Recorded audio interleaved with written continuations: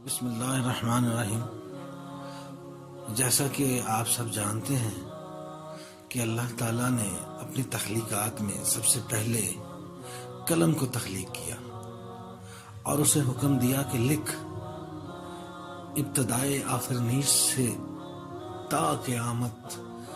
ہونے والے تمام واقعات کو لکھ۔ اسی طرح اگر ہم اسلامی اسکالرز کی گئی تحقیق کو مد نظر رکھیں تو یہ بھی ہمارے علم میں آتا ہے کہ اللہ تعالیٰ نے اپنی پہلی تخلیق ایک نوری مخلوق کی تخلیق کی تھی۔ اللہ تعالیٰ نے نوری مخلوق میں بھی سب سے پہلے حضرت جبرائیل علیہ السلام کو پیدا کیا۔ جی ہاں، سب سے پہلے حضرت جبرائیل علیہ السلام کو پیدا کیا، اور پھر ان کے آگے ان کے ذریعے ہی تمام احکامات، تمام افعال اور تمام کردار آگے نبھائے گئے، حتیٰ کہ اللہ تعالیٰ کی طرف سے فرشتوں کو اس وقت جبکہ انسان کی تخلیق ابھی مراحل میں تھی اور جنات بھی تخلیق کیے جا چکے تھے، ان سے متعلق جتنے بھی احکامات دیے جاتے ہیں تو وہ بھی حضرت جبرائیل علیہ السلام کے ذریعے ہی تمام فرشتوں تک پہنچتے اور ان فرشتوں سے آگے جنات تک پہنچتے۔ جیسا کہ احادیث کی کتاب میں یہ ذکر ملتا ہے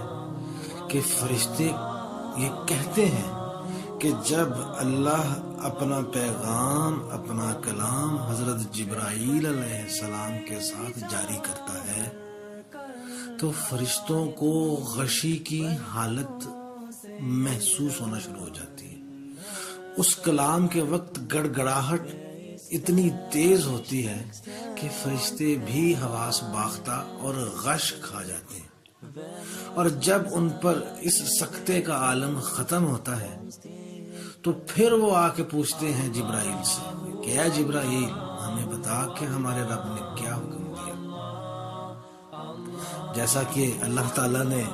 جب اپنی تخلیقات میں سے سب سے پہلی تخلیق کو پیدا کیا حضرت جبرائیل علیہ السلام کو، تو انہوں نے پیدا ہوتے ہی سب سے پہلا لفظ بولا تھا لا حول ولا قوت الا باللہ، اور اس کے بعد سے لے کے آج تک اللہ نے جتنے بھی فرشتوں کو پیدا کیا ہے، فرشتے جب بھی ہوش میں آتے ہیں پہلا لفظ وہ لا حول ولا قوت الا باللہ کا ہی بولتے ہیں۔ میں اپنی بات کو ذرا دوسری طرف لے کے جاتا ہوں۔ حضور صلی اللہ علیہ وسلم نے جب معراج کا سفر کیا تو اس حوالے سے فرشتوں کی موجودگی، فرشتوں کا ہونا، فرشتوں سے متعلق معاملات کا بے انتہا ذکر کیا جاتا ہے۔ میں آپ کو یہاں پہ یہ بات واضح کر دوں کہ ایک دفعہ اصحاب رسول حضور صلی اللہ علیہ وسلم کے پاس آئے اور انہوں نے کہا کہ اے اللہ کے نبی، جب آپ معراج کا سفر شروع کر رہے تھے اور آسمانوں کی طرف گئے تو راستے میں آپ نے کیا سنا، کیا محسوس کیا، کیا دیکھا؟ تو حضور صلی اللہ علیہ وسلم نے کہا جو میں نے دیکھا وہ تم نہیں دیکھ سکتے، جو میں نے سنا وہ تم نہیں سن سکتے، لیکن میں تمہیں ایک بات بتاؤں کہ آسمانوں کی تہیں، جب میں آسمانوں کی طرف بڑھا تو آسمانوں کی تہیں گڑگڑاہٹ کی وجہ سے کانپ رہی تھی اور مسلسل کانپ رہی تھی۔ صحابہ نے حیران ہو کے کہا کہ کیا وجہ ہوئی کہ آسمانوں کے پردے، آسمانوں کی تہیں گڑگڑا رہی تھی؟ تو حضور صلی اللہ علیہ وسلم نے فرمایا کہ آسمانوں میں کوئی بھی جگہ، آسمانوں میں کوئی بھی جگہ ایسی نہیں ہے کہ جہاں دو فرشتوں میں آپس کا فاصلہ 4 انگلیوں سے زیادہ ہو۔ یعنی آپ سوچیں کہ اتنی زیادہ تعداد میں اللہ نے فرشتے پیدا کیے، اتنی زیادہ تعداد میں کہ آؤٹر سپیس میں آپس میں ملے ہوئے ہیں فرشتے، بازو سے بازو جڑے پڑے، اور مسلسل اپنی پیدائش سے لے کر اس وقت تک جب کہ حضور صلی اللہ علیہ وسلم نے معراج کا سفر کیا، تب سے اب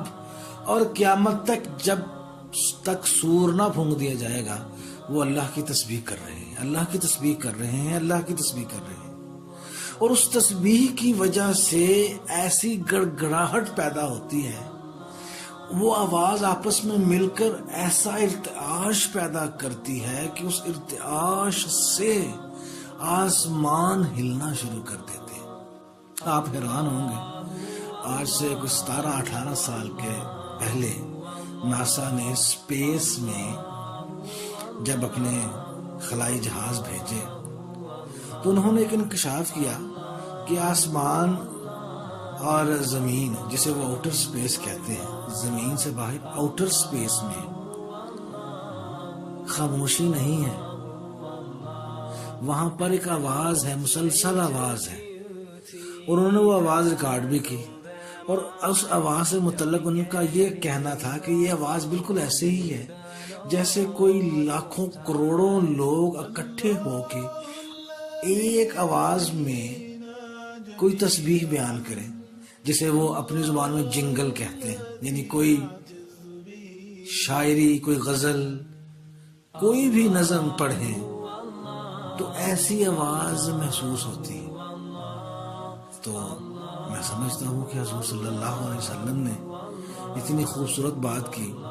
اور آج ہمیں بدقسمتی سے اپنے ہی نبی کی بات کو سچا ثابت کرنے کے لیے ایسی سائنس کا سہارا لینا پڑتا ہے جو آج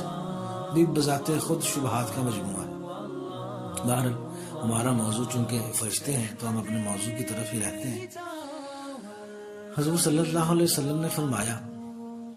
کہ اللہ کے نزدیک 4 مقرب فرشتے اور تمام فرشتے جن کی تعداد شاید اربوں میں اور خربوں میں ہو، وہ ان سب کے تابع ہیں۔ ان 4 مقرب فرشتوں میں حضرت جبرائیل علیہ السلام کا سب سے پہلا مقام آتا ہے۔ انہیں فرشتوں کا سردار بھی کہا گیا ہے۔ وہ کلیم اللہ بھی ہیں، جیسے بالکل حضرت موسیٰ علیہ السلام کلیم اللہ ہیں زمین پر، وہ انسان ہیں جنہیں اللہ سے کلام کا شرف حاصل ہوا۔ اسی طرح آسمانوں پر فرشتوں میں حضرت جبرائیل وہ شخصیت ہیں جنہیں اللہ سے کلام کی سعادت حاصل ہوتی ہے۔ اللہ نے جنہیں اتنا اختیار دیا ہے کہ اللہ کے کلام کو وہ سن کر اپنے سینے پر سہار سکیں، اس کی سختی کو برداشت کر سکیں۔ ان کے علاوہ حضرت میکائیل، حضرت اسرافیل اور چوتھے فرشتے جسے ہم اسرائیل کے نام سے جانتے ہیں، لیکن حضور صلی اللہ علیہ وسلم نے انہیں کسی نام سے نہیں بلکہ ملک الموت سے پکارا ہے، یعنی جبرائیل، میکائیل، اسرافیل اور ملک الموت۔ یہ بات بھی بڑی اہم ہے کہ ان فرشتوں کے حوالے سے مختلف ڈیوٹیاں، مختلف فرائض ذمے لگائے گئے ہیں جنہیں وہ پورا کرتے ہیں۔ جیسا کہ حضرت جبرائیل کو روح الامین، روح القدس، پیغمبر کا لقب دیا گیا ہے۔ اللہ نے کہا ہے کہ ایک ایسی سچی روح ہے جس نے جتنا میں نے کہا اتنا پیغام پہنچایا، جتنا میں نے کہا اتنا کام کیا، کبھی کمی بیشی نہیں کی۔ جیسا کہ آپ سب جانتے ہی ہوں گے کہ یہود و نصارہ کو حضرت جبرائیل علیہ السلام سے ہمیشہ ہی اختلاف رہا، جیسا کہ انہیں لگتا تھا کہ حضرت جبرائیل اللہ کی طرف سے پیغام لاتے اور اس میں اپنی من مرضی کرتے۔ انہیں یہ بھی لگتا ہے کہ حضرت جبرائیل کی ان سے کوئی ذاتی پرخاش ہے یا انہیں پسند نہیں کرتے۔ آپ حیران ہوں گے کہ حضرت جبرائیل علیہ السلام کی بجائے یہود و نصارہ کے اگر ٹیکسٹ کو دیکھا جائے تو وہاں پر حضرت میکائیل کو بڑی اہم پوزیشن دی جاتی ہے، یعنی وہ مقرب فرشتہ کو کہا جاتا ہے، حضرت جبرائیل کو ان کے نیچے لایا جاتا ہے۔ اسلام میں حضرت میکائیل علیہ السلام کی ذمہ داری، جیسا کہ آپ سب جانتے ہیں، بارشوں کے برسانے میں، بادلوں میں، رزق کی فراوانی میں، رزق کی تقسیم کے حوالے سے حضرت میکائیل کا ذکر آتا ہے، اور حضرت اسرافیل علیہ السلام کا ذکر قیامت کے دن نکارہ پھونکنے کے حوالے سے آتا ہے۔ آپ حیران ہوں گے کہ ایک دفعہ حضرت جبرائیل علیہ